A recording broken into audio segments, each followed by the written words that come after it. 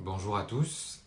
Alors, on cessait un live Facebook depuis plusieurs mois. Vous avez été nombreux à nous demander, à me demander un peu comment se passaient les conseils municipaux. Et j'ai dit à plusieurs d'entre vous que le soir du conseil municipal, je vous raconterai un peu ma journée, comment ça s'est passé dans le conseil municipal, un peu ce qu'on a ressenti et un peu la teneur des débats qu'on a pu avoir au conseil municipal.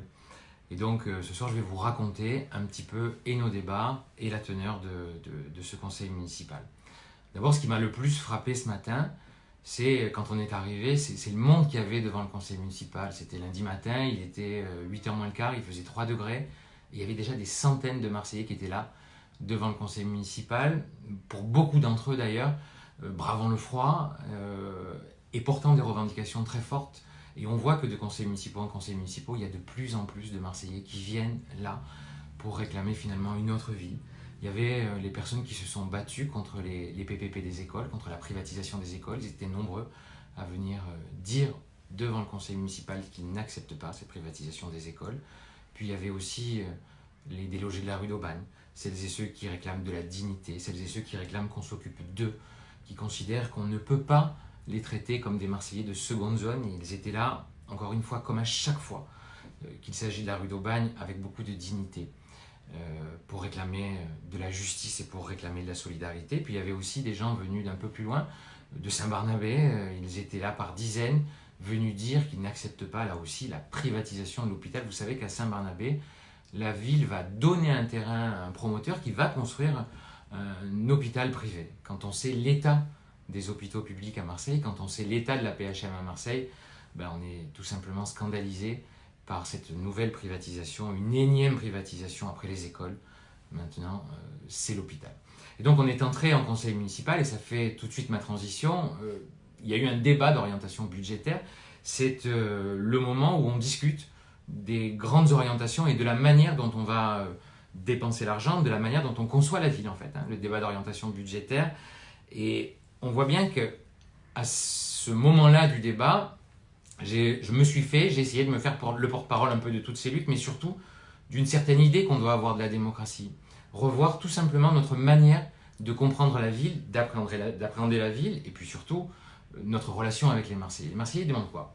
Ils demandent évidemment plus de démocratie, parce que contrairement à ce qu'imagine l'équipe en place depuis 25 ans, la démocratie, c'est pas un dimanche tous les 6 ans, mais c'est au contraire quelque chose qui se construit, qui se fabrique. On voit bien que les Marseillais demandent quoi? De la transparence. Les Marseillais, ils ont envie qu'on les écoute, ils ont plein de projets. Et on les voit d'ailleurs sur des projets comme La Plaine. Voilà, mais qu'on soit pour ou qu'on soit contre d'ailleurs. C'est ce que je disais au maire, on peut être d'accord avec votre projet, on peut être contre votre projet. Force est de constater que la méthode que vous avez utilisée, finalement, c'est la pire des méthodes. Et d'ailleurs, ça finit comment? Ça finit par un mur qui enferme La Plaine, un mur qui nous a coûté, qui vous a coûté 400 000 euros. Donc on voit bien qu'on est dans un moment où la ville ne comprend plus bien, la majorité ne comprend plus bien les Marseillais qui demandent de la transparence, de l'écoute, ils demandent quelque chose de participatif, une ville qui leur ressemble, une ville qui les comprend, qui les écoute. Et d'ailleurs, je vais passer donc à un autre rapport, je vais vous expliquer un autre rapport, et on en avait parlé, on a fabriqué avec Jean-Marc Coppola, avec Lydia Frenzen, en vérité tous les groupes de gauche, un amendement dans un rapport qui propose justement qu'on comprenne que les Marseillais, ils se bougent, ils fabriquent des choses. Et le collectif du 5 novembre, des délogés, qui sont finalement devenus experts en la matière, ce sont des personnes qui ont vécu la violence des effondrements, la violence d'être déracinés, d'être trimballés d'hôtel en hôtel, ont imaginé travailler avec des experts, avec des professionnels et avec des personnes qui ont vécu ça, à fabriquer une charte des délogés, d'abord qui comprennent leurs souffrances et qui établissent un cahier des charges. Normalement, j'aurais aimé que cette charte des délogés, elle soit faite par la ville, par les institutions publiques. Force est de constater que rien n'a été fait de notre côté et que ce sont les délogés qui l'ont fait et que ce sont des collectifs qui l'ont fabriqué. Donc on a demandé, Jean-Marc Coppola a porté cet amendement en disant à la mairie, mais vous ne pouvez pas continuer comme ça sur la question de la rue d'Aubagne, sur la question de ces milliers de personnes qui sont complètement éparpillées dans la ville.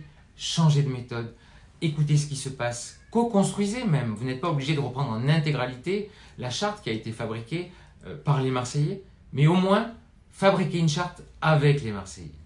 Là, la réponse, ça a été balayé d'un revers de main. Je reviens juste 2 secondes en arrière, je vous parlais du rapport d'orientation budgétaire, les propositions que j'ai faites, par exemple sur le budget participatif, en disant on prend 1%, 2%, 3% du budget et on demande aux Marseillais, tiens, vous préférez faire quoi, vous aimeriez voter sur quoi, vous choisiriez quoi comme projet?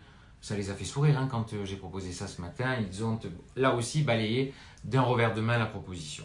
Et évidemment, l'amendement qui était plein de dignité, présenté par Jean-Marc, il a lui aussi été complètement, mais alors complètement balayé d'un revers de main. C'était un amendement qui s'appuyait sur un rapport où la mairie va transférer l'intégralité de ses compétences en matière de logement et notamment de lutte contre l'habitat indigne plutôt à la métropole. Et donc là aussi j'ai trouvé finalement ma transition. Je vois qu'en fouillant mes papiers je me trouve un peu quelques transitions. Le transfert à la métropole. Ce matin j'ai annoncé qu'il était temps de transférer le stade Vélodrome vers la métropole. Le stade Vélodrome, c'est notre histoire. On l'aime tous. Le stade Vélodrome, ça fait partie de notre ADN, même si avec l'OM les choses ne se passent pas très bien. On en est tous fiers. Pour autant, le choix qui a été fait par cette majorité depuis des années, c'est le pire des choix. C'est un choix funeste qui a été fait. C'est un choix de fabriquer, de construire le stade en PPP. C'est un choix qui, par son montage financier, nous a coûté 100 millions d'euros de plus que si on n'avait pas fait un PPP. C'est-à-dire que pour le même stade, au boulon près, si on n'avait pas choisi le PPP, on aurait payé 100 millions d'euros de moins. Alors ce stade, qui est quand même un objet métropolitain, qui est quelque chose qui dépasse largement la ville, même si on y est nous évidemment très attachés, c'est quelque chose qui est bien plus grand que la ville. Ce stade, seuls les Marseillais le paient.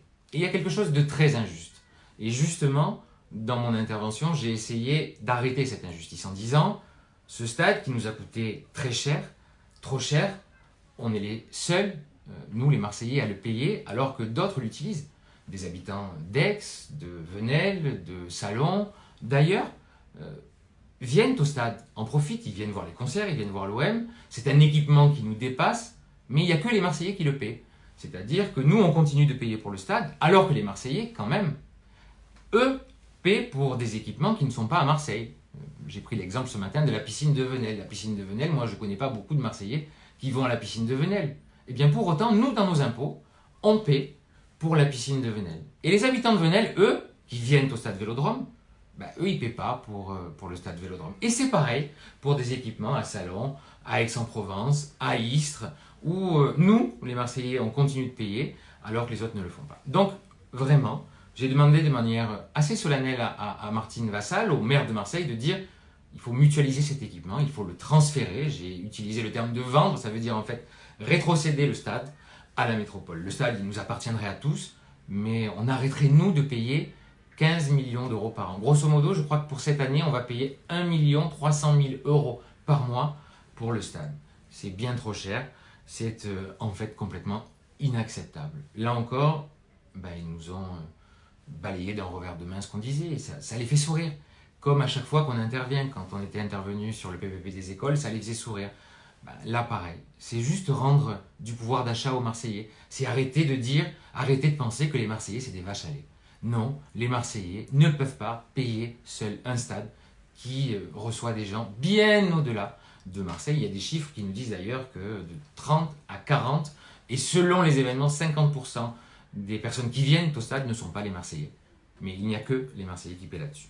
Ensuite, il y a eu une intervention de ma collègue Annie Lévy-Mosiconacci sur la vente d'un terrain immense à Clobé qui était le siège de la RTM. C'est dans le 8e arrondissement, c'est un endroit où on aurait pu faire des choses magnifiques, où justement on aurait pu installer des équipements publics, où justement on aurait pu se préserver des espaces de respiration.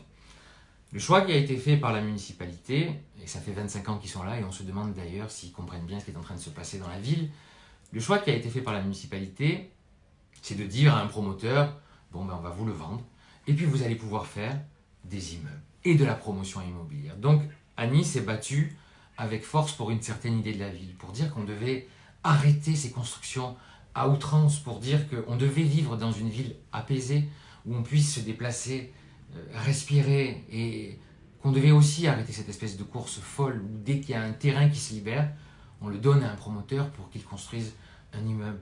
On vit dans une ville polluée, saturée, où on ne circule plus. Eh bien, la majorité, tout ce qu'elle trouve à faire, c'est continuer de donner des permis de construire, et de construire, et de construire, et de construire. Et Annie Lévy a demandé à ce que ça s'arrête.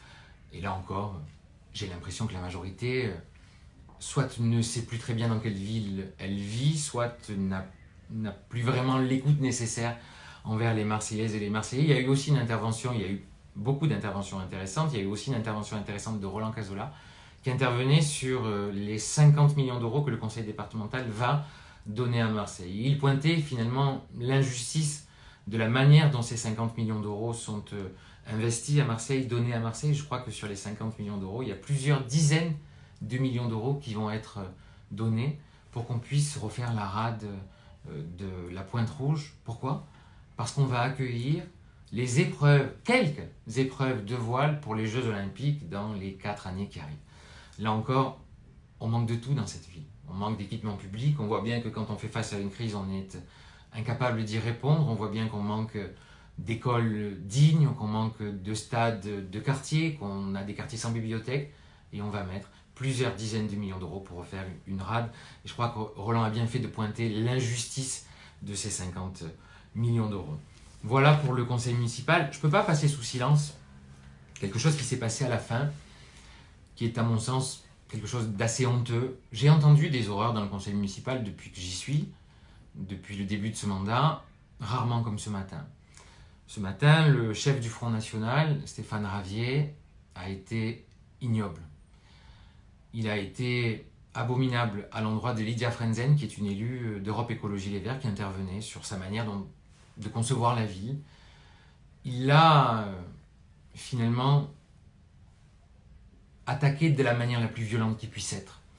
Il l'a enfermé dans une condition, dans une vision archaïque de la femme, dans une vision rétrograde, démagogue, complètement dépassée, honteuse de la femme. Je ne veux même pas employer les mots qu'il a employés là parce qu'ils sont honteux. Vous allez voir, il y a des articles de presse. Vous allez voir, c'est absolument terrible la manière dont il a traité Lydia. On a été unanime, en tout cas sur les bancs de l'opposition, mais il y a aussi, je veux le dire, quelques personnalités de la majorité qui ont demandé au maire de dire qu'on devait arrêter la séance, qu'on ne pouvait pas accepter que cet élu du Front National se comporte de cette manière. On a demandé au maire de Marseille de faire un rappel au règlement, de le rappeler à l'ordre, de lui demander des excuses. Ça a mis du temps à venir, il y a eu de la confusion, mais encore une fois, quand on voit qu'en février 2019, il y a encore des hommes qui parlent comme ça à des femmes, qu'il y a encore des hommes qui sont capables d'avoir de telles attitudes sexistes, machistes, ben on a un peu honte pour eux. On a un peu honte pour eux parce qu'ils ne comprennent pas qu'en vérité, ils font du mal au-delà de la personne qu'ils veulent toucher, ils font du mal à toutes les femmes, ils font du mal à l'idée même qu'on se fait de la manière dont on peut vivre ensemble. Du Front National, ça ne m'étonne pas trop. De quelqu'un qui aspire à devenir maire de Marseille, ça me dégoûte complètement. Voilà, donc je ne voulais pas le passer sous silence, dire aussi à Lydia Frenzen ben voilà, qu'on la soutient, toute notre solidarité, qu'on ne lâchera rien et qu'on continuera à demander à cet élu du Front National, à ce sénateur frontiste, des excuses pour les mots qu'il a eus, pour les mots qu'il a employés et pour la honte et le dégoût qu'il a provoqué chez nous. Voilà, donc je vais mettre dans la semaine les interventions qu'on a pu faire au conseil municipal sur ma page Facebook. N'hésitez pas à commenter, à me faire un peu vos retours et on essaiera un peu d'être interactif comme ça. Je vous remercie.